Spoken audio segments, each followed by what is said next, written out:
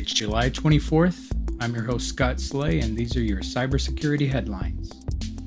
AT&T paid a ransom of 5.72 Bitcoin, around $370,000 US, to a hacker who stole a significant amount of data, including metadata from nearly all call logs and texts made by about 109 million customers. The funds were later traced to various wallets and a gambling service. The hacktivist group Null Budge leaked a terabyte of Disney's internal Slack channel data in protest of Disney's alleged anti-artist stance. The group breached Disney's network through a compromised video game mod. A critical remote code execution flaw in GeoServer's GeoTools plugin was actively exploited. GeoServer released patches and workarounds while CISA mandated federal agencies to update their servers by August 5, 2024. The third EU-Ukraine cyber dialogue emphasized cooperation on cybersecurity, with Ukraine aligning its legislation with the EU's NIS2 directive and planning to enhance intel sharing and crisis management with European institutions. The threat actor released the email addresses of over 15 million Trello users collected via an unsecured REST API. The data was sold on a hacking forum for a nominal fee, posing significant privacy concerns for the affected users. And in the biggest IT news story in recent years, businesses and organizations around the world, and by extension their customers, had quite an awakening on July 19, 2024, when a massive IT outage sparked hours-long system failures across the globe, what some reports are referring to as the largest IT outage in history. The incident was triggered by a faulty software update from CrowdStrike, which affected those systems running Microsoft Windows.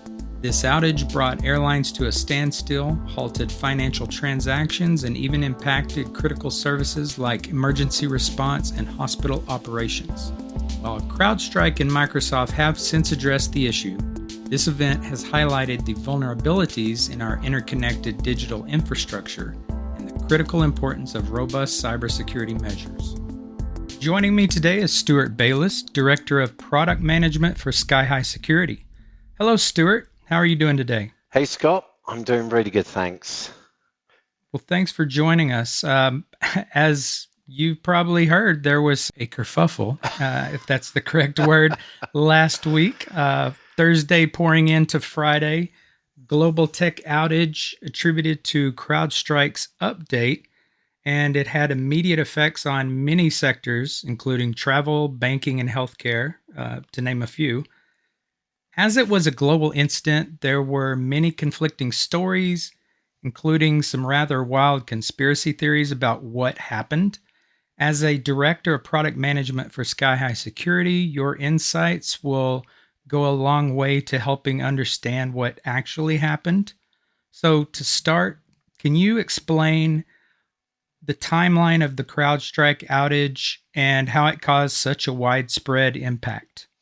Sure, absolutely. A kerfuffle it was indeed. The official time, because CrowdStrike have been very informative actually throughout this, so kudos to them keeping folks updated. But it officially started on July the 19th, 2024 at 4:09 UTC. So that was about 5 o'clock in the morning for me here in the UK. And what happened is basically CrowdStrike released a sensor configuration update to their Windows systems. So sensor configuration updates are part of the protection mechanisms of the Falcon platform. So they distributed this update, and the configuration update triggered a logic error resulting in a BSOD, blue screen of death. Lovely. Yeah, that according to the updates that we have right now, claiming around about 8 million machines are affected, but that's kind of the news as it is right now.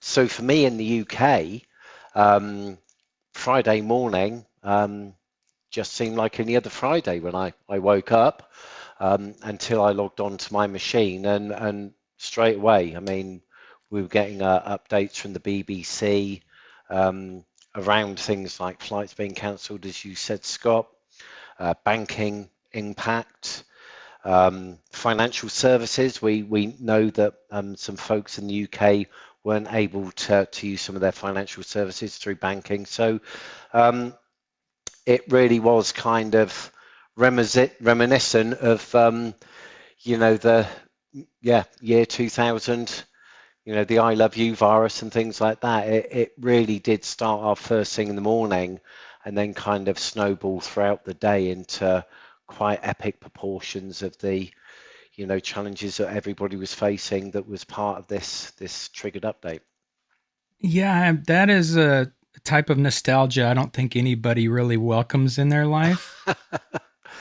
No, but I mean, well, the thing is, and I've been speaking to some other folks about this. Obviously, it's kind of a hot topic, and I've been in the cybersecurity business for 30 odd years now.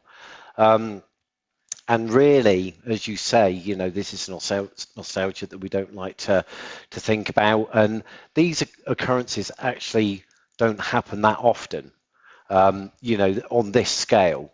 I mean, this is definitely kind of, I would say, a top 10. So top, 10 ones that you could probably weave together over 30 years isn't too bad. And it's not It great really news. isn't if you Yeah. think putting it in that context. Yeah, that really says a lot that there is a handful that yes, everybody remembers. Melissa, I love you. Now it's going to I don't know what they're going to name this one. The the incident, the outage, Yep. whatever we decide on, but it's really on this global scale, it is kind of a little bit of a phenomenal thing that we don't have this happen more often. And that says a lot about companies like, let's be honest, like CrowdStrike, Skyhigh Security, that they really usually have everything on point where this doesn't happen, but it can.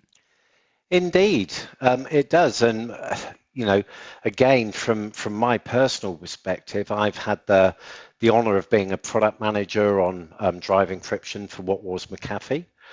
And for SCP, our current endpoint kind of connector piece. And both of those products actually touch the kernel as well. And that was the issue with the CrowdStrike um, um, update, is that it touched the kernel, therefore you got the blue screen of death because it threw a system error.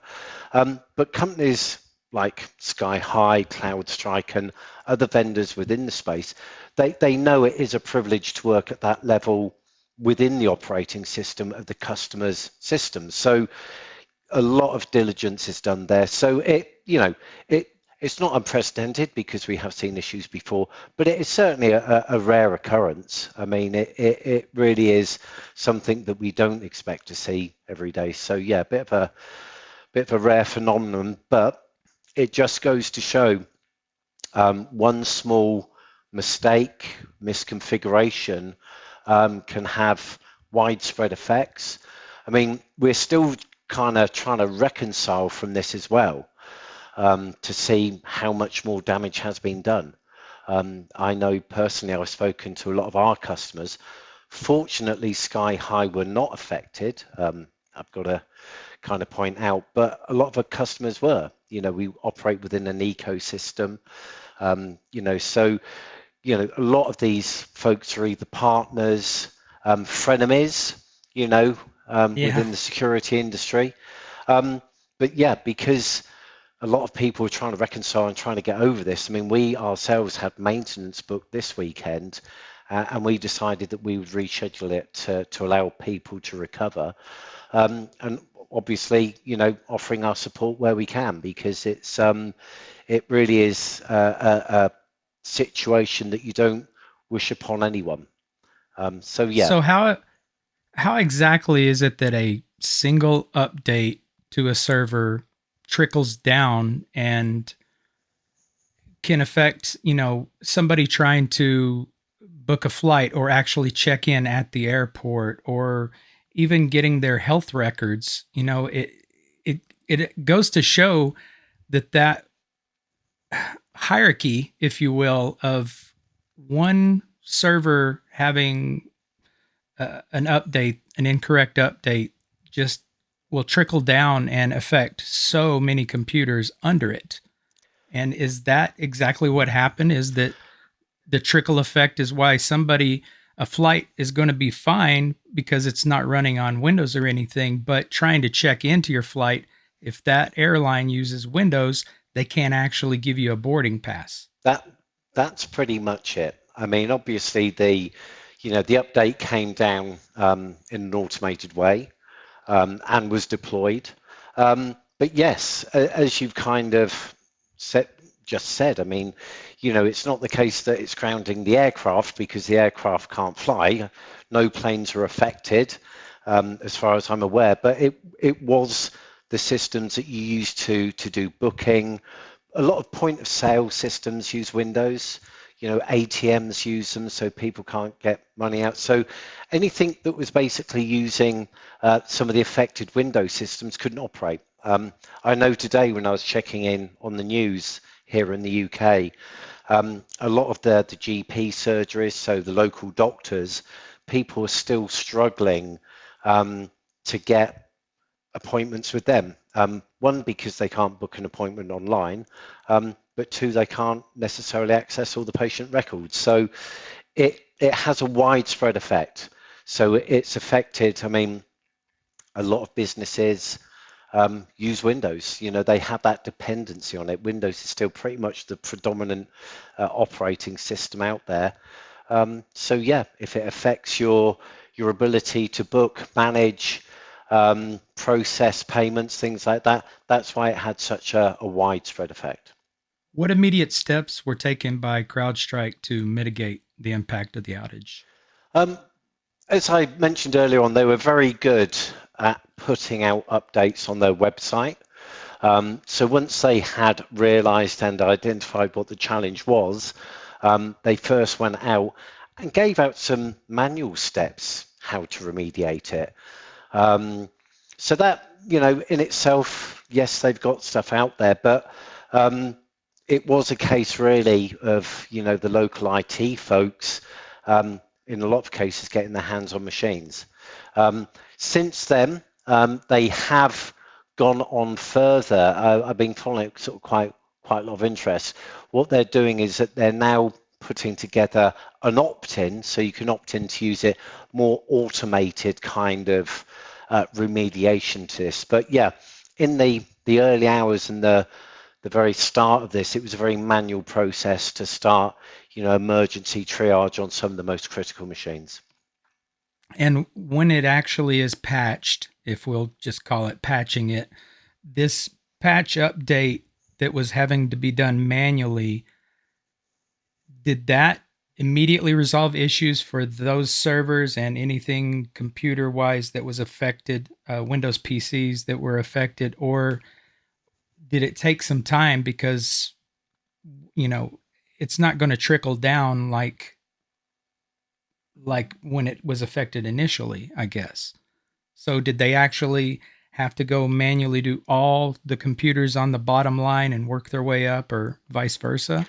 Yeah, that's what I understand so far. I'm still sort of catching up on all of the details, but yes, it was very much manual, hands-on. So there was obviously a bit of noise about that when it was first pushed down. There was chatter on some of the social media platforms that a lot of the IT folks had to go into the office to get their hands on machines. A lot of people had to be calling remote workers. I mean, let's not forget that COVID changed the world, right? We all sat at home for nearly 2 years. And as part of that, hybrid working has become more popular within a lot of businesses. So, you and I, Scott, we both work remotely. I mean, I don't go into a mothership office every day. So yeah, there was a lot of folks basically sat on the end of a phone getting talked through these instructions. Some are more tech savvy than others. So yeah, it was quite labor intensive to begin with, but the automation is coming now.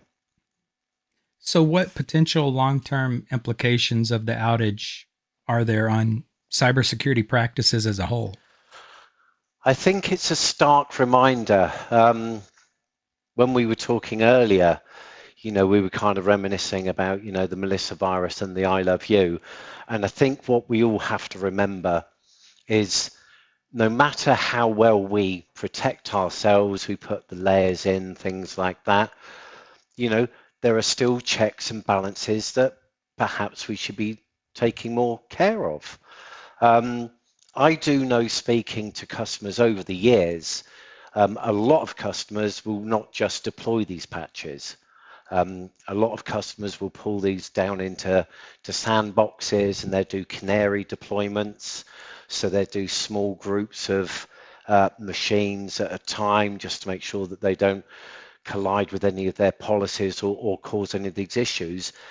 This is the stark reminder, because again, you talk to a lot of the IT professionals out there, and a lot of it is about automation.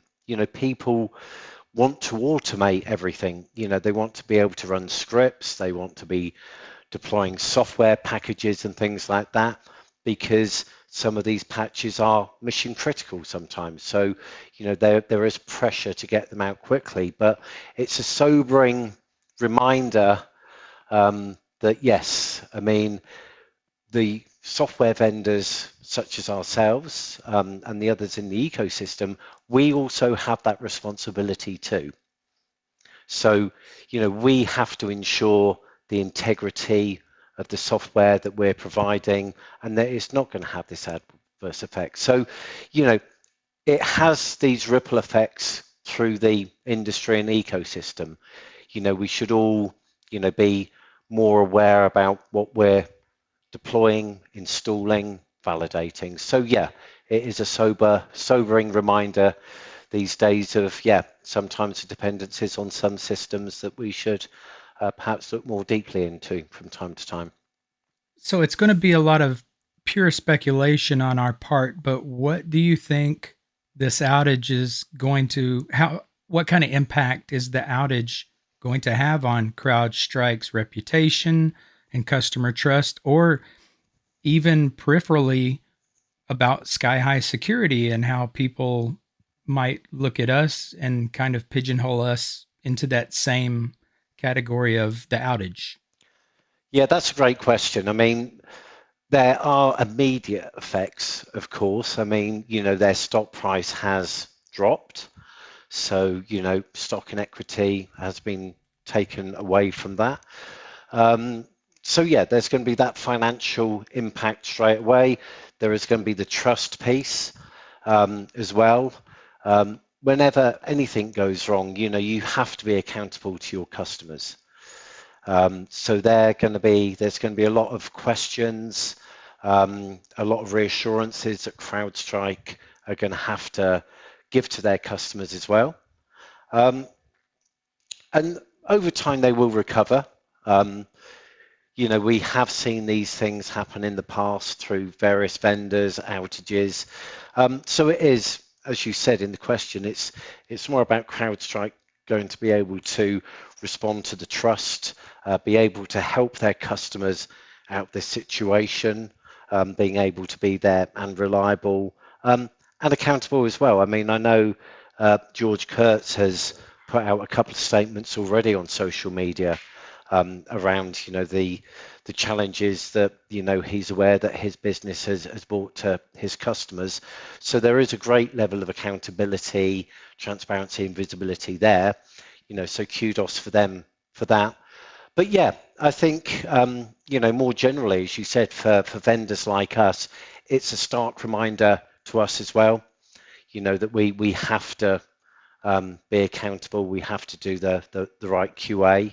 And we have to have that trust with our customers. And when ultimately, if things do go wrong, then we're going to be able to, the ecosystem has to be able to respond, as does the vendors, to support their customers when they do have these kind of challenges. Well, as you mentioned earlier, there's no way of us fully grasping the entire impact of the outage right now. But from your knowledge during the time that this happened, were there any other notable security breaches or attacks that occurred? Not that we're aware of yet. Obviously, as time goes on and we can look more at the RCAs, things like this. I mean, I know that there's always a discussion about, when this occurred, were there any other breaches? Was there vulnerabilities that were being planted, things like that? In the fullness of time, we will see it.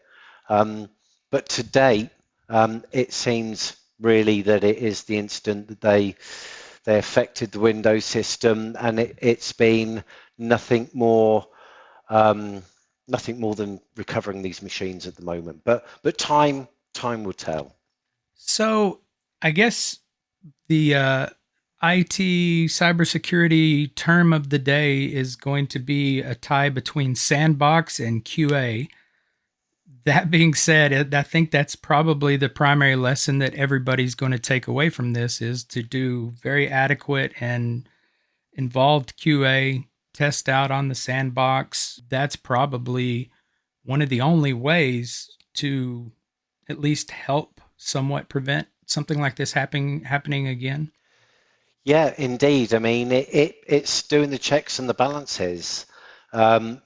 It's best practice, really, on Patch Tuesday, Update Tuesday, or when anything major comes along, really to check and validate them. The thing is, again, working with customers over the years, I mean, customers have so many different kind of configurations. I mean, these big customers aren't running vanilla Windows builds, right?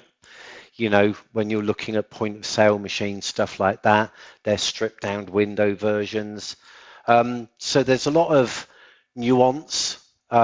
So generally, you should be testing to make sure that the way that you have your Windows system configured, or the way that you have your custom apps configured, whenever you have an update from any vendor, you should just, take care to make sure that they've not introduced something that could adversely affect the way that you do your business. So, it's not necessarily always an event like we've seen last Friday, where the kernel will break all of your machines. The kernel driver would do that. It's more a case that companies should be taking care of any major update doesn't affect their business as usual routine. So again, it's a sobering reminder that we have a high dependence on software and on hardware, and from the vendors within the various ecosystems. So it's time to look, reflect. I'm sure there'll be a lot of wringing of hands and soul searching in various IT departments and things like that. But it can't be a bad thing. It can't be a bad thing to revisit what you're doing. Well, Stuart, again, thank you so much for joining us today. I know it's late where you're at. I believe, again, I don't know how time zones work, so I think it's probably Thursday, or I know it's Monday morning here. I don't know in England. It's sometime in August, I believe. So it is, yeah. I appreciate around August time, yeah. Yeah. I appreciate you talking with me today and kind of clearing the wheat from the chaff on some of this, because I know, like you and I spoke earlier before the recording, my mom saw that it was a hack and just immediately asked me, is this a hack? You know, or she was actually very certain it was a hack. I was like, no, Mom. So it's great to have someone like you that has a very intimate perspective on this kind of situation and what goes into doing these updates, like you said, at the kernel level. So I thank you so much for your time, and hopefully next time you join us, it won't be to discuss another global incident like this. Well, let's hope not. And thank you very much for the opportunity to chat. It was great to have a catch up too. So you take care. You too. Thanks again, Stuart. Cheers, Scott. Bye for now. You can listen to Skyhigh Security CloudCast on iHeartRadio, Apple, Spotify, Google, or wherever you listen to podcasts. Be Be sure to hit that subscribe button so you'll never miss an episode. And if you've been enjoying CloudCast, we'd love to hear from you. Leave us a review on your favorite platform and let us know what you think. Your feedback helps us improve and reach more listeners just like you. For more information about the podcast or Skyhigh Security's cloud security solutions, please visit skyhighsecurity.com.